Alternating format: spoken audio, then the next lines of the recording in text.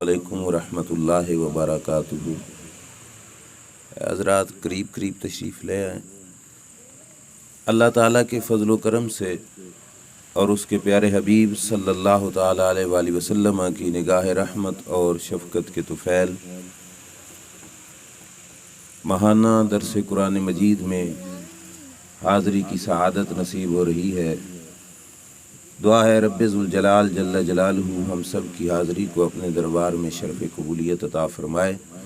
اللہ کریم حق سچ بیان کر کے عقیدہ رکھ کے عمل کی توفیق عطا فرمائے۔ پچھلے درس قرآن کے اندر ایاک نعبد پر میں نے چند ایک معروضات آپ حضرات کے سامنے عرض کی تھیں۔ آج اسی سے آگے ایاک نستعین کے تحت جو چند باتیں ہیں وہ آپ حضرات کے سامنے عرض کرنے کی کوشش کروں گا۔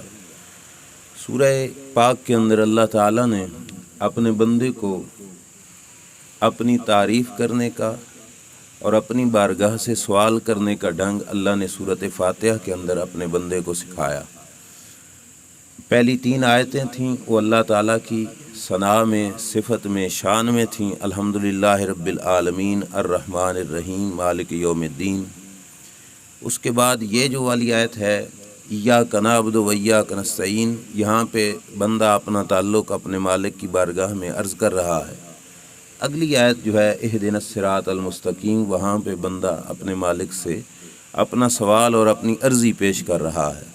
ایاک نعبد کا مطلب تھا کہ مولا ہم عبادت ساری کی ساری تیرے لیے کرتے ہیں، تیرے سوا کسی اور کی عبادت نہیں کرتے، صرف تیری ہی عبادت کرتے ہیں اور کسی کے سامنے ہم اپنی جبین نیاز عبادت کے طور پر نہیں جھکاتے۔ ایاک نستعین کا مطلب ہے کہ یا اللہ ہم عبادت کے ساتھ مدد بھی صرف تیری ذات سے مانگتے ہیں اور کسی سے مدد نہیں مانگتے۔ کچھ لوگوں کے ذہن میں یہ بات بیٹھ گئی کہ جب عبادت غیر کی نہیں صرف اللہ کی ہے تو مدد بھی کسی غیر سے نہیں صرف اللہ سے مانگی جائے گی، جبکہ عبادت کے لحاظ سے قرآن کریم کے اندر کہیں پہ ہمیں یہ نہیں ملتا کہ رب نے یہ فرمایا ہو کہ عبادت کسی اور کی بھی کرو، بلکہ جب بھی عبادت کی بات آئی تو رب نے کہا کہ صرف اللہ وحدہ لا شریک کی عبادت کرو، کسی اور کی عبادت نہ کرو۔ مدد کی بات آئی تو یہاں پہ تو اللہ نے فرمایا ایاک نستعین کہ میرے بندے یوں کہہ کہ اے اللہ ہم صرف تجھ سے ہی مدد مانگتے ہیں۔ لیکن یہی قرآن دوسرے مقام پہ اللہ خود ارشاد فرماتا ہے وَاسْتَعِینُوا بِالصَّبْرِ وَالصَّلَاةِ، لوگو صبر کر کے بھی اللہ سے مدد لو اور نماز پڑھ کے بھی اللہ سے مدد لو۔ اب آیت کریمہ قرآن کے مخالف تو نہیں ہو سکتا، یہ پکی بات ہے۔ ایک جگہ اللہ اور کچھ کہے، دوسری جگہ اللہ اور کچھ کہے، ایسا بالکل نہیں ہو سکتا۔ اللہ نے قرآن کی سچے ہونے کی علامت اور نشانی بھی یہ بیان فرمائی تھی کہ اگر قرآن غیر اللہ کی طرف سے ہوتا تو قرآن کے اندر تمہیں اختلاف نظر آتا۔ قرآن میں اختلاف نہیں، یہ اس بات کی دلیل ہے کہ قرآن اللہ کی طرف سے ہے۔ میں آپ کو مثال سے سمجھاتا ہوں یہ بات۔ کسی شخص نے آپ سے کوئی بات جھوٹ بول کر کہہ دی، دوبارہ وہی بات کرے گا تو اس طرح نہیں بیان کر سکے گا، کچھ اور بولے گا، تیسری دفعہ بیان کرے گا تو کچھ اور بولے گا۔ اب اس کی اپنی باتوں میں تضاد آئے گا، اختلاف آئے گا، جس کی وجہ سے خود بخود سمجھا جائے گا کہ یہ شخص جھوٹ بول رہا ہے، سچی بات نہیں کر رہا۔ قرآن کی سچائی کی رب نے یہ دلیل بھی دی کہ 23 سال کے عرصے میں سرکار سناتے رہے، کبھی ایسا ہوا کہ قرآن کی ایک آیت دوسری آیت سے ٹکرا جائے، ایک مقام پہ اللہ نے کچھ اور کہا ہو، دوسرے مقام پہ کچھ اور کہا ہو، ایسا نہیں۔ تو یہ اس بات کی دلیل ہے کہ قرآن اللہ کا سچا کلام ہے۔ اب ہم مسلمان ہیں، ہمارا یہ عقیدہ ہے کہ قرآن سچا کلام ہے، قرآن کی کوئی آیت دوسری آیت سے ٹکراتی نہیں، اختلاف نہیں کرتی۔ اب واپس آئیے کہ اللہ ایک جگہ پہ فرما رہا ہے بندے تو کہے کہ ایاک نستعین کہ ہم صرف تجھ سے مدد مانگتے ہیں، اور ادھر کیا ہے کہ اللہ تبارک و تعالی خود فرما رہا ہے کہ صبر سے نماز سے مدد مانگو۔ تو مطلب کیا ہے؟ توجہ سے سمجھنا، ایک ہوتی ہے اصل مدد اور ایک ہوتا ہے مدد میں وسیلہ لینا۔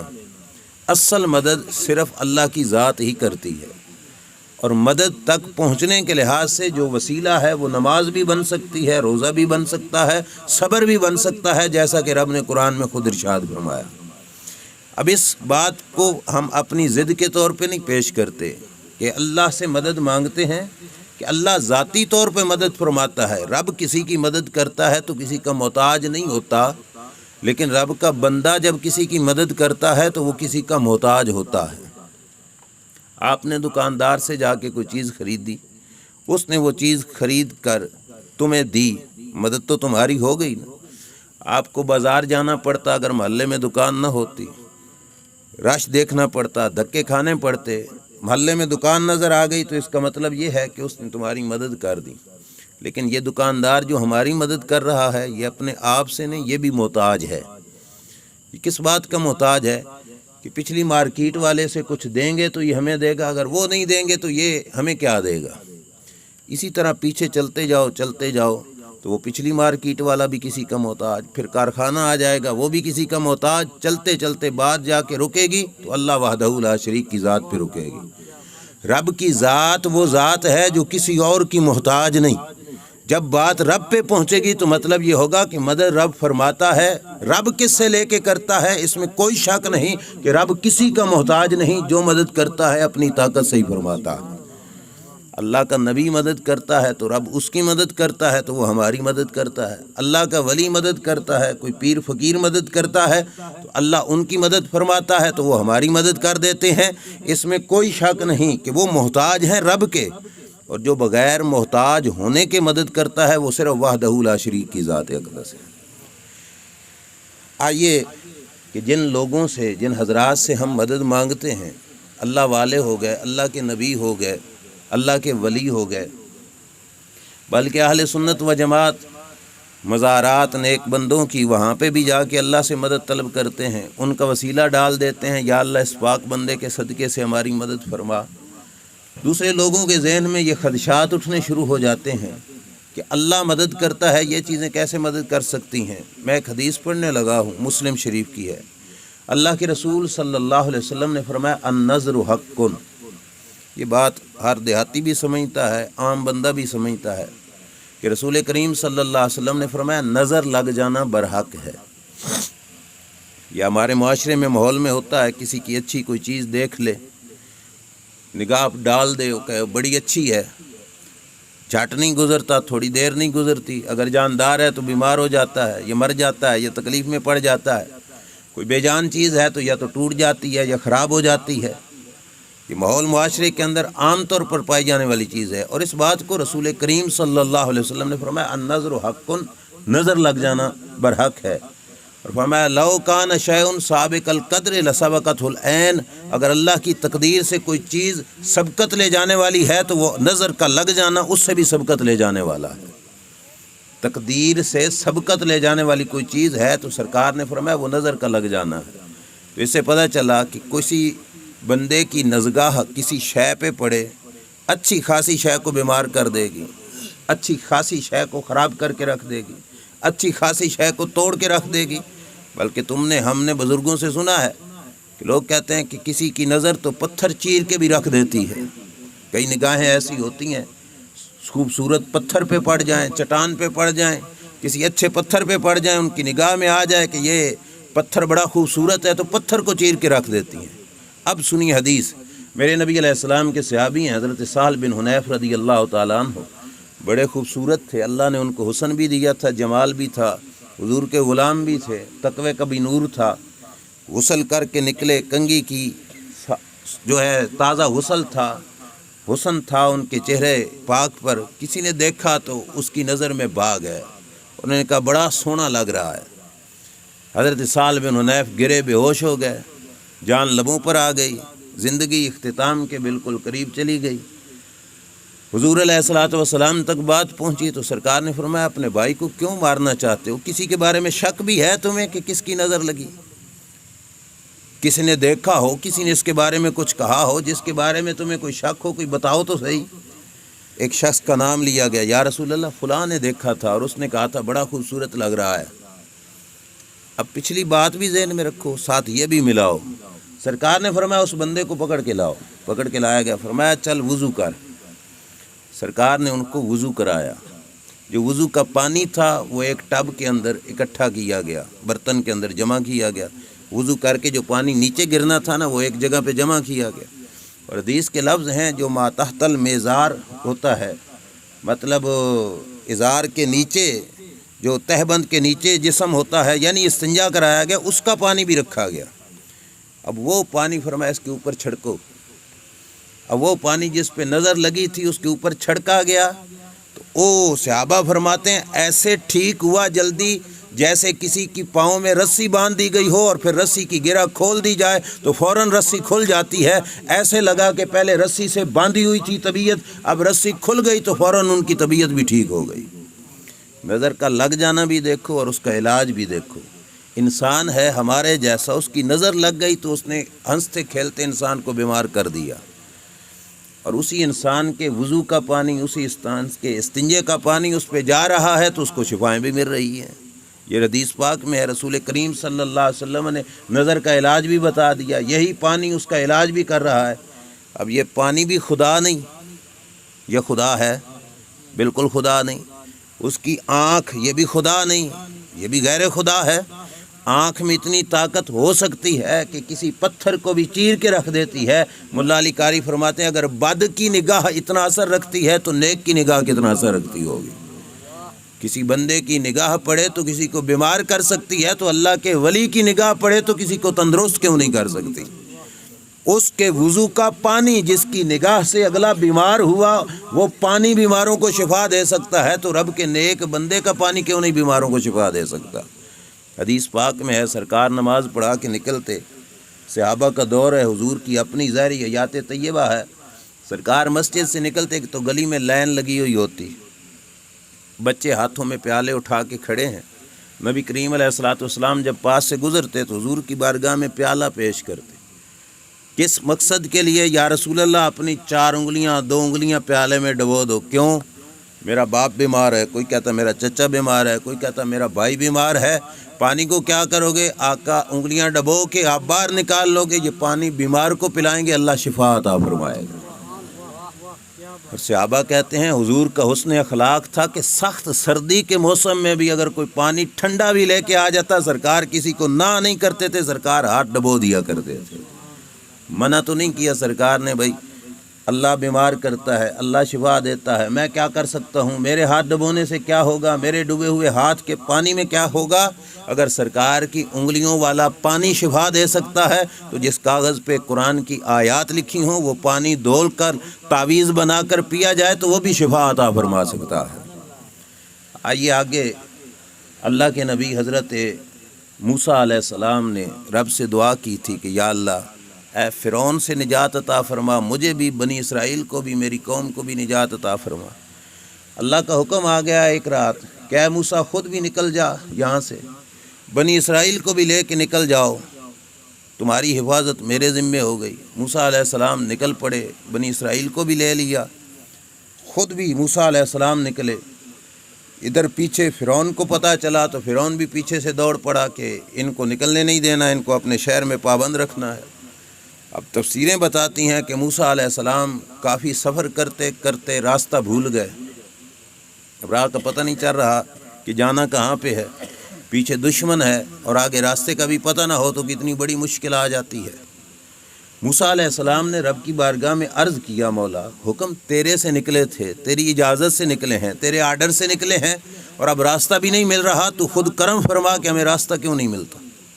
اللہ نے فرمایا موسیٰ تیرا میرا ایک وعدہ ہوا تھا، تو نے مجھ سے ایک وعدہ کیا تھا اور تو مصر چھوڑتے ہوئے وہ وعدہ بھول کے جا رہا ہے، اس لیے تجھے راستہ نہیں مل رہا. موسیٰ علیہ السلام عرض کرتے ہیں مولا کیا وعدہ ہوا تھا، کون سی بات میں بھول گیا ہوں جس وعدے کو پورا نہیں کر پایا کہ راستہ بھول چکا ہوں. اللہ نے فرمایا کہ تیرا میرا یہ وعدہ ہوا تھا کہ جاتے ہوئے اللہ کے نبی حضرت یوسف علیہ السلام کا تابوت مبارک یہاں سے اپنے ساتھ لے کے جانا ہے، اور فلسطین میں حضرت یعقوب علیہ السلام کی مزار کے ساتھ یوسف علیہ السلام کو جا کے دفن کرنا ہے.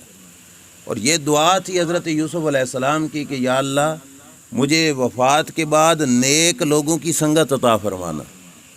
تو اللہ نے اس دعا کو بھی قبول فرمایا تھا. تو رب چاہتا تھا کہ یہ تابوت یہاں سے وہاں پہ حضرت یعقوب علیہ السلام کی مزار کے ساتھ جا کے حضرت یوسف کی بھی مزار بنے. فرمایا موسیٰ وہ تابوت تو بھول چکا تھا، اس واسطے واپس پلٹ، وہ تابوت لے اور وہ تابوت اٹھا کے چلے گا تو اللہ تعالیٰ تیرے لیے راستے بھی آسان فرما دے گا۔ اب غور کرنا، حضرت موسیٰ علیہ السلام واپس پلٹے، تابوت لینے کا بتا کون رہا تھا؟ یہ بات ذہن میں پکی رکھنا، کس نے بتایا؟ اللہ نے بتایا کہ تابوت لے آؤ۔ موسیٰ علیہ السلام واپس پلٹے۔ یوسف علیہ السلام کا زمانہ پہلے کا تھا، وصال بھی پہلے کا ہو چکا تھا، مزار بھی پہلے کی بن چکی تھی۔ موسیٰ علیہ السلام کو اب پتہ نہیں کہ مزار شریف حضرت یوسف علیہ السلام کی کہاں پہ ہے، کس جگہ پر ہے۔ موسیٰ علیہ السلام نے تلاش کیا تو پتہ نہیں چلا کہ یوسف علیہ السلام کی مزار کہاں پہ ہے۔ اب بنی کہاں پہ تھی مزار بلا، یہ بھی ذہن سمجھ کی بات ہے۔ جس وقت یوسف علیہ السلام کا وصال ہوا تو دریائے نیل کی دونوں طرف آبادی تھی، اس کنارے بھی آبادی تھی۔ ادھر والے جھگڑے کہ یوسف علیہ السلام کی مزار ہم نے اپنے شہر میں بنانی ہے تاکہ اس کی برکتیں ہمیں نصیب ہو جائیں۔ دریائے نیل کی دوسری سائیڈ والوں نے کہا نہیں، یوسف علیہ السلام کی مزار ہم نے اپنے علاقے میں بنانی ہے تاکہ ہمیں برکتیں نصیب ہو جائیں۔ اب یہ بات تفسیروں میں موجود ہے، اور اس تفسیر میں موجود ہے جو ساجی مطلب ہر مکتبہ فکر کے مدرسوں میں پڑھائی جاتی ہے، تفسیر جلالین کے اندر، کہ دونوں فریقوں میں جھگڑا ہو گیا۔ ادھر والے کہتے ہیں ہم نے مزار اپنے علاقے میں بنانی ہے، ادھر والے کہتے ہیں ہم نے مزار اپنے علاقے میں بنانی ہے۔ جس وقت جھگڑا ہوا تو کچھ لوگوں نے ان کا فیصلہ یہ کیا کہ ایسے کرو کہ مزار بنا دو دریائے نیل کے اندر۔ دریائے نیل کا پانی پوری بستی ادھر بھی جاتا ہے ادھر بھی جاتا ہے، ادھر والے بھی پیتے ہیں ادھر والے بھی پیتے ہیں، تو دریائے نیل میں قبر بنا دو، اس قبر کے ساتھ پانی لگ کے دونوں طرف جائے گا تو دونوں علاقوں والوں کو حضرت یوسف علیہ السلام کے مزار کی برکت پہنچتی رہے گی۔ اب یہ عقیدہ کوئی ہمارا گڑا ہوا نہیں ہے کہ مزاروں سے فیض ملتا ہے، یہ کتنے 100 سال پرانا نظریہ ہے۔ اب مزار بنانے لگے تو دریا کے اس کنارے کے ساتھ بنانے لگے تو انہوں نے کہا نہیں ادھر بناؤ گے تو ہماری طرف پانی تھوڑا آئے گا، نہیں ادھر نہ بناؤ۔ ادھر بنانے لگے تو انہوں نے کہا نہیں ادھر نہیں، ہماری طرف پانی تھوڑا آئے گا۔ دریائے نیل کے سنٹر کے اندر یوسف علیہ السلام کی مزار بنائی گئی۔ اب پھر حیران ہو گئے کہ دریا میں مزار کیسے؟ سنگ مرمر کا تابوت بنایا گیا، پتھر کا، بغیر پلیٹیں جوڑے پوری چٹان کو کھول کرنا اس میں تابوت بنایا گیا۔ اس کے اندر یوسف علیہ السلام کا جسد اطہر رکھا گیا اور دریائے نیل کے سنٹر کے اندر اس کی تدفین کی گئی تھی۔ اب پتہ نہیں تھا کسی کو کہ یوسف علیہ السلام کا مزار کہاں پہ ہے۔ موسیٰ علیہ السلام ڈھونڈ رہے ہیں کہ مزار شریف کہاں پہ ہے۔ چلتے چلتے کسی نے بتایا کہ فلاں علاقے میں بڑی عمر رسیدہ ایک بی بی ہے جو عمر زیادہ رکھتی ہے، بڑی بوڑھی ہے، اس کو پتہ ہوگا پرانے وقت کی باتیں کہ یوسف علیہ السلام کا مزار کہاں پہ ہے۔ موسیٰ تم جاؤ وہاں سے جا کے پتہ کر لو۔ مزار تابوت ساتھ لے کے چلو، یہ کس نے کہا تھا؟ اللہ نے کہا تھا۔ موسیٰ علیہ السلام ڈھونڈتے رہے، مشکل میں پڑے تو رب بتا دیتا۔ یہ کہا کہ ساتھ لے کے چلو تو یہ بتایا کیوں نہیں کہ فلاں جگہ پہ ہے؟ حکمت تھی نا کوئی سبق دینا تھا جس کی اطاعت اللہ کریم نے نہیں بتایا۔ موسیٰ علیہ السلام اتنی پریشانی کے بعد اب اس بوڑھی خاتون کے پاس جا رہے ہیں جو عمر رسیدہ ہے، بہت بوڑھی ہے۔ موسیٰ علیہ السلام نے جا کے اس کے پاس پوچھا کہ تجھے پتہ ہے یوسف علیہ السلام کی مزار کہاں ہے؟ انہوں نے کہا پتہ ہے۔ فرمایا بتا دو مجھے کہ ہم وہاں سے وہ تابوت لے کے جانا چاہتے ہیں۔ اب اس خاتون کو پتہ چل گیا کہ اللہ کا نبی کسی شے کا پوچھ رہا ہے تو بہت قیمتی شے ہوگی جس کا پوچھ رہا ہے۔ اس نے کہا موسیٰ مفت میں نہیں بتاؤں گی، کچھ لوں گی تو تمہیں بتاؤں گی، مفت میں نہیں بتاؤں گی پتہ مزار کا، کچھ لوں گی تو اس کے بدلے میں تجھے بتاؤں گی کہ اللہ نے حضرت یوسف علیہ السلام کا مزار کس جگہ پہ بنایا ہے۔ اب پھر اللہ بتا دیتا کہ موسیٰ یہ نخرے کر رہی ہے، میں بتا دیتا ہوں۔ کوئی یہ سوچ سکتا ہے کہ معاذ اللہ رب کو بھی پتہ نہیں تھا؟ ذہن کے کسی دور والے کونے میں بھی یہ خیال گزر سکتا ہے، مومن ہو تو یہ گزر سکتا ہے، قطعاً نہیں گزر سکتا۔ اللہ کو تو پتہ تھا، رب نے کیوں نہیں بتایا؟ رب چاہتا تھا کہ میں بتاؤں کہ یوسف علیہ السلام کی مزار کے پتے کا بھی معلوم ہونا کتنی بڑی قدر و قیمت رکھتا ہے۔ موسیٰ علیہ السلام نے اس خاتون سے کہا کہ بتاؤ پھر مزار کہاں پہ ہے؟ اس نے کہا بھائی مفت میں نہیں بتاؤں گی، کچھ لوں گی۔ موسیٰ علیہ السلام نے پوچھا بتاؤ کیا لو گی؟ اب اس نے سوال دیکھو کتنا بڑا کیا۔ اس نے کہا میں بوڑھی ہو چکی ہوں، اتنی زیادہ عمر گزار چکی ہوں، ہڈیاں گوشت کمزور ہو چکا ہے، موت سرے پہ ہے، ذرا رب سے دعا کرو نا اللہ میری جوانی مجھے واپس لوٹا دے، اللہ میری جوانی مجھے واپس لوٹا دے۔ اب اللہ بتا دیتا نا موسیٰ علیہ السلام کو کہ اس نے سوال ہی کیسا کر دیا۔ ہم چھوٹے چھوٹے ہوتے تھے، سکولوں میں پڑھتے تھے تو یہ سبق پڑھایا جاتا تھا کہ گیا وقت پھر ہاتھ آتا نہیں، سدا عیش دوراں دکھاتا نہیں۔ جو وقت گزر گیا وہ پلٹ کے کبھی بھی واپس نہیں آتا، گزرا ہوا وقت کبھی پلٹ کے آتا ہی نہیں ہے۔ اور حضور پیر سیال خواجہ خواجگاں خواجہ محمد شمس الدین سیالوی رحمۃ اللہ علیہ فرماتے ہیں ہر چیز جو رہ جائے اس کی قضا ہے، لیکن فرماتے ہیں جو غفلت میں بندے کا وقت گزر گیا اس کی قضا نہیں ہو سکتی، جو منٹ سیکنڈ غفلت میں گزر گیا اس کی قضا نہیں ہو سکتی۔ تو جو وقت گزر گیا اس کی قضا نہیں ہے۔ تو پھر رب ذوالجلال جل شانہ کے محبوب حضرت موسیٰ علیہ السلام پوچھ رہے ہیں کہ بتاؤ کیا لینا ہے، تو وہ خاتون جواب میں کیا کہہ رہی ہے کہ اللہ سے کہو نا میری جوانی واپس لوٹا دے۔ موسیٰ علیہ السلام کلیم خدا تھے، رب سے رابطہ کیا، یا اللہ یہ مطالبہ ہو رہا ہے۔ موسیٰ علیہ السلام کو رب نے کہا موسیٰ ضمانت دینا تیرا کام ہے، کام کر کے دکھانا میرا کام ہے، تو ضمانت دے دے جوانی میں اس کی واپس لوٹا دوں گا۔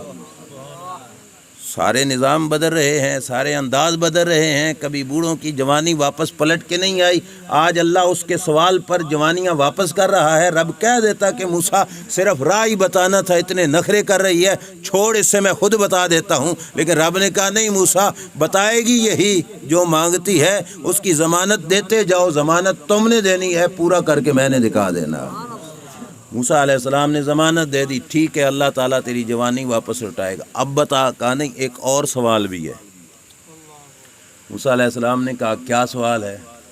اس خاتون نے کہا تو اللہ کا نبی ہے، رب نے تجھے دینی ہے جنت، جنت کے جس محل میں رب تجھے جگہ دے نا، رب سے دعا کر کے اسی مقام پر رب مجھے بھی جگہ عطا فرما، تب میں تجھے راہ بتاؤں گی۔ موسیٰ علیہ السلام نے پھر رب سے رابطہ کیا، اللہ نے فرمایا موسیٰ اس کی بھی ضمانت دے دے، تو ضمانت دے گا پورا میں فرما دوں گا۔ دو چیزیں موسیٰ علیہ السلام ضمانت دے چکے کہ ٹھیک ہے جو کچھ مانگ رہی ہے وہ ہم دے دیں گے۔ اللہ کریم کے کہنے پر حضرت موسیٰ علیہ السلام ضمانت دے رہے۔ اب وہ عورت بتا رہی ہے کہ دریائے نیل کے سنٹر میں لوگوں نے یوسف علیہ السلام کا سنگ مرمر کے تابوت کے اندر رکھ کر مزار بنایا تھا، موسیٰ فلاں جگہ پر ہے، جا کے وہیں سے نکال لو۔ میں آپ سے پوچھتا ہوں قبر والے کچھ دیتے ہیں یا نہیں دیتے؟ پاس جا کے دعا مانگو کچھ ملتا ہے یا نہیں ملتا؟ روایت بتا رہی ہے جس بندے کو نیک بندے کی قبر کے راہ کا بھی پتہ ہو، رب اسے وہ نعمتیں دیتا ہے جو خریدنے سے بھی نہیں مل سکتی۔ جوانی خریدنے سے بھلا ملتی ہے؟ جنت میں نبیوں کا ساتھ ملتا ہے بھلا خریدنے سے؟ صرف راہ کا پتہ تھا تو رب نے اس خاتون کو اس راہ کے پتے کے بدلے میں یہ سب کچھ دیا۔ اب جو بات میں نے پکی بٹھائی تھی آپ کے دل میں، بھیجا کس نے تھا؟ رب نے۔ بتایا بھی نہیں پہلے بھئی ادھر ہے میں بتا دیتا ہوں، تو پتہ چلا رب چاہتا تھا کہ زمانے قیامت تک کے آنے والے لوگوں کو یہ پتہ چل جائے کہ میرے پاک بندوں کی قبروں کی راہوں کا علم رکھنا بھی رب کے نزدیک کتنی پیاری نیکی بن جاتا ہے۔ آگے سنیے، موسیٰ علیہ السلام نے وہ تابوت نکالا۔ اب جب چلے تو تفسیروں کے اندر باقاعدہ موجود ہے، کہتے ہیں کہ جیسے گاڑیوں کی موٹر سائیکلوں کی لائٹیں ہوتی ہیں اور وہ بندے کو راہ دکھاتی ہیں، تابوت سے نور نکلتا تھا اور موسیٰ علیہ السلام کو اس نور کے ذریعے سے راہ کا پتہ چل جاتا تھا۔ اب اللہ کے نبی یوسف علیہ السلام وصال فرما چکے ہیں، وصال فرمانے کے بعد تابوت کے اندر اتنی طاقت ہے کہ اس تابوت کے ذریعے سے راہ بھی پتہ چل رہا ہے، اور اس تابوت کا راہ بتانے والے کو اللہ تبارک و تعالیٰ اتنی بڑی نعمتیں دے رہا۔ ایاک نستعین کے خلاف کر رہے تھے اللہ کے نبی موسیٰ علیہ السلام، یہ رب اس کے خلاف کر رہا تھا؟ ہرگز نہیں۔ پھر ماننا پڑے گا کہ ایاک نستعین کا یہ مطلب ہے کہ اصل مددگار سمجھنا ہے تو وہ رب کی ذات کو سمجھنا ہے، اور اللہ تعالیٰ اپنی کرم نوازی سے اپنی عطا سے کسی کو بخش دے تو اللہ کے بندے بھی مہربانیاں فرمایا کرتے ہیں۔ رسول کریم صلی اللہ علیہ وسلم جنہوں نے توحید کے سبق پڑھائے ہمیں، جنہوں نے سورۃ فاتحہ سکھائی ہمیں، جنہوں نے ایاک نعبد و ایاک نستعین کا اصلی مطلب سمجھا بھی اور اپنے غلاموں کو سکھایا بھی۔ ایک سفر پہ جا رہے ہیں سرکار، دیکھنا اللہ والے، اللہ کے نبی کیا کچھ کر سکتے ہیں۔ سرکار سفر پہ جا رہے تھے، ایک مقام پہ پڑاؤ کیا، سٹے کیا، سرکار ٹھہرے، نماز کا ٹائم ہوا تو حضرت بلال کو کہا بلال اذان پڑھو۔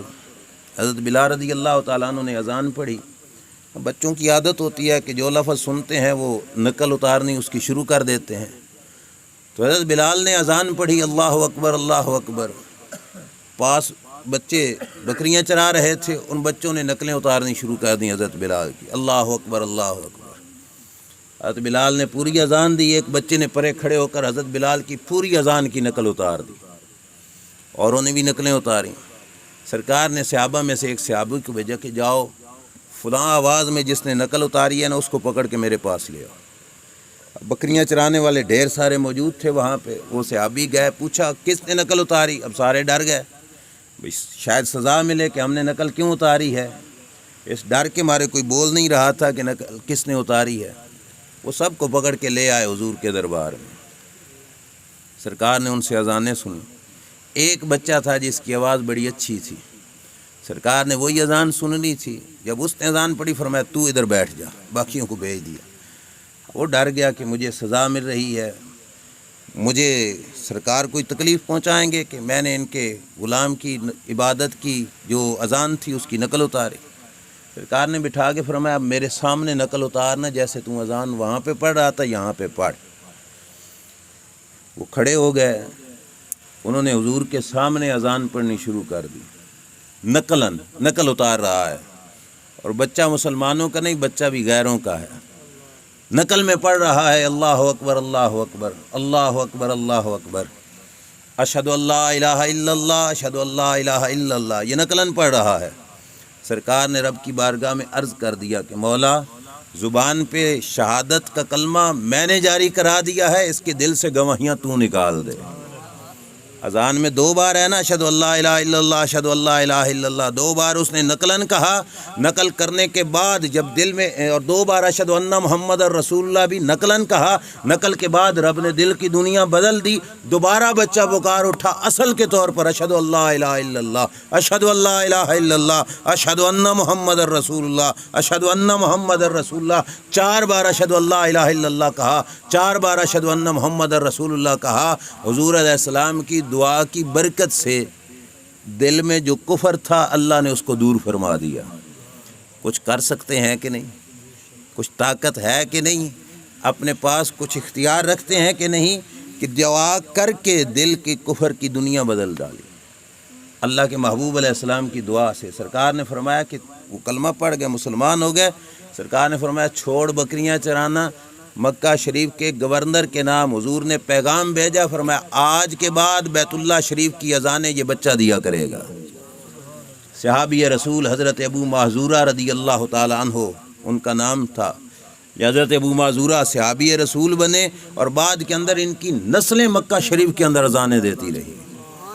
یہ مقام حضور علیہ الصلوۃ والسلام کی ایک توجہ کا بن گیا کہ جس پہ ایک توجہ فرما دی، اللہ نے اس توجہ کے صدقے سے ان کو ایمان کی دولت عطا فرما دی۔ اور بات سنیے، صحابی رسول حضرت ابو ہریرہ رضی اللہ تعالی عنہ، ہم صرف نہیں مانگتے اللہ والوں سے، اللہ کے پیارے نبی کے صحابہ بھی مانگا کرتے تھے۔ غربت کا زمانہ ہے، حضرت ابو ہریرہ رضی اللہ تعالی عنہ کے حالات ماڑے تھے، کھانے پینے کے حوالے سے بھی بڑی کمزوری والے حالات تھے حضرت ابو ہریرہ رضی اللہ تعالیٰ عنہ کے۔ کہیں سے ملیں کوئی 14 کے 16 کھجوریں۔ حضرت ابو ہریرہ رضی اللہ تعالیٰ عنہ نے کہا کہ یہ 14-16 کھجوریں بیٹھ کے کھانے لگوں تو ایک مجلس میں بھی ختم ہو سکتی ہیں، ختم ہو جائیں گی، میں یہاں پہ بیٹھوں۔ چلو 14-16 رب نے دی ہیں تو میں رب کے رسول کی بارگاہ میں لے جاتا ہوں، سرکار برکت کی دعا کریں گے تو اللہ ایک دن چھوڑو کئی دنوں کے لیے پوری فرما دے گا۔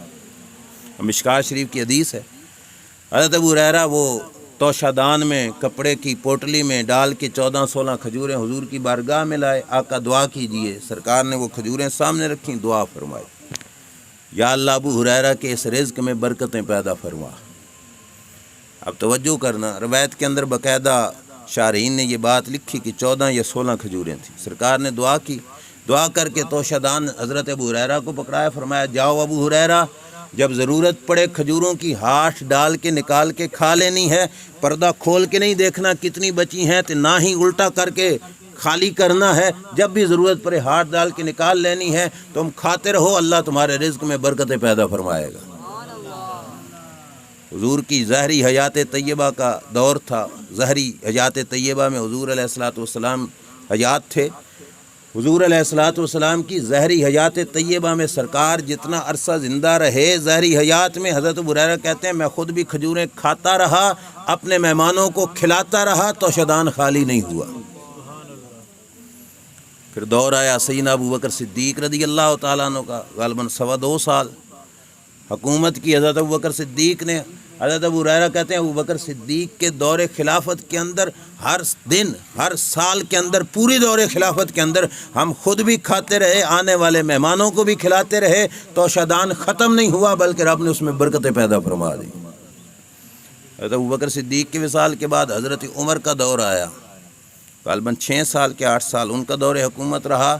حضرت ابو ہریرہ کہتے ہیں ہم توشہ دان سے کھجوریں نکالتے، خود بھی کھاتے، اوروں کو بھی کھلاتے۔ حضرت عمر کے بھی سارے دور کے اندر کھجوریں ختم نہیں ہوئی، توشہ دان خالی نہیں ہوا۔ حضرت عثمان کا دور آ گیا، حضرت عثمان کا دور سب سے زیادہ لمبا تھا۔ کہتے ہیں حضرت عثمان کے سارے خلافت کے زمانہ میں جتنے عرصہ حضرت عثمان نے خلافت کی، حضرت عثمان ظاہری حیات میں زندہ رہے، فرماتے ہیں ہم خود بھی کھجوریں کھاتے رہے، اپنے مہمانوں کو بھی، نوکروں کو بھی کھلاتے رہے، توشہ دان خالی نہ ہوا۔ پھر وہ دن آیا جس دن ظالموں نے ظلم کر کے حضرت عثمان غنی رضی اللہ تعالیٰ عنہ کو شہید کیا۔ حضرت ابو ہریرہ فرماتے ہیں کہ وہ توشہ دان خالی تو نہیں ہوا تھا، قیمتی سرمایہ تھا کہ نہیں تھا، کتنا عرصہ گزر گیا خالی نہیں ہوا، تو حضرت ابو ہریرہ سنبھالنے کے لیے کہاں پہ کرتے تھے، اور رسی ڈال کے نا حضرت ابو ہریرہ نے یہاں اپنے لک کے ساتھ اس کو باندھا ہوا تھا، توشہ دان کھجوروں کا لک کے ساتھ باندھا ہوا ہوتا تاکہ گم نہ ہو جائے۔ حضرت ابو ہریرہ رضی اللہ تعالیٰ عنہ فرماتے ہیں جس دن حضرت عثمان غنی کو ظلماً قتل کیا گیا، شہید کیا گیا، اس دن وہ توشہ دان مجھ سے گم ہو گیا۔ اور حضرت ابو ہریرہ رضی اللہ تعالیٰ عنہ کی زبان پہ یہ لفظ ہوا کرتے تھے، فرمایا للناس ہم ولی ہمان، ہم الجراب و ہم قتل اخی عثمان، فرمایا لوگوں کا ایک غم ہے کہ عثمان شہید ہو گیا، ابو ہریرہ کو دوہرا غم ہے، عثمان بھائی بھی شہید ہو گیا اور میرے رزق والا توشہ دان بھی گم ہو گیا۔ اس دن توشہ دان گم کیوں ہوا؟ محدثین فرماتے ہیں وجہ یہ ہے کہ جب رب کی زمین پر ظلم ہوتا ہے تو اللہ برکتیں زمین سے اٹھا لیا کرتا ہے۔ تو وہ برکت والا جو توشہ دان تھا وہ حضرت ابو ہریرہ رضی اللہ تعالیٰ عنہ کا گم ہو گیا۔ آپ حضرات ذرا سوچئے، جس توشہ دان پہ رسول کریم صرف ایک بار دعا فرما دیں، وہ توشہ دان سال ہا سال تک ابو ہریرہ کھاتے رہیں، کھلاتے رہیں، ختم نہیں ہوتے۔ جن کی زبان سے نکلی دعا میں اتنی تاثیر ہے، ان کے ہاتھوں کی سخاوت میں اللہ نے کتنی برکتیں رکھی ہوں گی۔ وہ اپنے ہاتھوں سے کسی کو دے دیں تو اللہ تعالیٰ اس کے اندر کتنی برکتیں پیدا فرمائے گا۔ لہٰذا ایاک نستعین کا ہرگز یہ مطلب نہیں بنتا کہ ہم کسی اور کے سامنے سوال بھی نہ کریں یا کسی اور سے مدد نہ مانگیں۔ اتنا ضرور ہے کہ کسی اور سے مانگو تو یہ نہ سمجھو کہ یہ کسی اور سے لے کے نہیں دے رہا، یہ سمجھو کہ جس سے ہم اور سے مانگ رہے ہیں یہ کسی نہ کسی کا محتاج ہے۔ لیکن جب رب سے مانگو تو یہ نظریہ رکھو کہ رب سے جو مانگ رہے ہیں اور رب ہمیں دے رہا ہے، رب نہ کسی کا محتاج ہے، نہ تھا، نہ ہوگا، اللہ اپنی قدرت کاملہ کے ساتھ ہمیں عطا فرما رہا ہے۔ یہ مطلب بنتا ہے ایاک نعبد و ایاک نستعین کا، یا پھر یوں سمجھ لو کہ کائنات کی ہر شے کو اس کا محتاج سمجھو لیکن اسے کسی کا بھی محتاج نہ سمجھو۔ سرکار کی دعا سے یہ کچھ ہوا، یہ سرکار کی ذاتی طاقت نہیں، یہ رب کی عطا کردہ شان پاک تھی۔ سرکار کے الفاظ میں یہ برکت تھی تو اللہ کریم نے برکت رکھی، تو حضور کے الفاظ کے اندر یہ برکت پیدا ہو گئی۔ لیکن یار لوگوں کی سوچ بڑی اور ہے، وہ کہتے ہیں اللہ چاہے تو کالے کوے کی بھی تو سن لیتا ہے، اللہ چاہے تو نبی کی موڑ دے، اللہ چاہے تو کوے کی سن لے۔ عجیب بات ہے، آپ اور میں، ہم لوگوں میں جس بندے کو یہ تمیز ختم ہو جائے کہ کس کی بات ماننی ہے کس کی نہیں ماننی، تو لوگ کہتے ہیں یہ بیوقوف ہے۔ معاذ اللہ، اللہ کے بارے میں یہ سوچنا کہ اللہ کو یہ بھی نہیں پتہ کہ جن کو میں نے اپنے نبوت اور رسالت کا تاج پہنا کے بھیجا ان کی میں رد کرتا جاؤں اور میں کوے کی سنتا جاؤں۔ سننے کو سب کی سنتا ہے، اس میں کوئی انکار نہیں، لیکن رب کو اپنے پیاروں کی لج ہوتی ہے، اللہ اپنے پیاروں کی لجپالی کرتے ہوئے ان کی باتوں کو موڑتا نہیں، ان کی دعاؤں کو قبول فرما لیتا ہے۔ انبیاء انبیاء رہے، اولیاء اولیاء رہے، رب کے محبوب کی امت میں بھی کوئی کامل بندہ آ جائے جس نے زندگی شریعت کے مطابق گزاری ہو تو رب اس کی زبان سے نکلنے والی عرضی کو کبھی رد نہیں فرماتا۔ اللہ تعالیٰ آپ کو، مجھے، ہم سب کو عمل کی توفیق عطا فرمائے۔ وآخر دعوایا ان الحمد للہ رب العالمین۔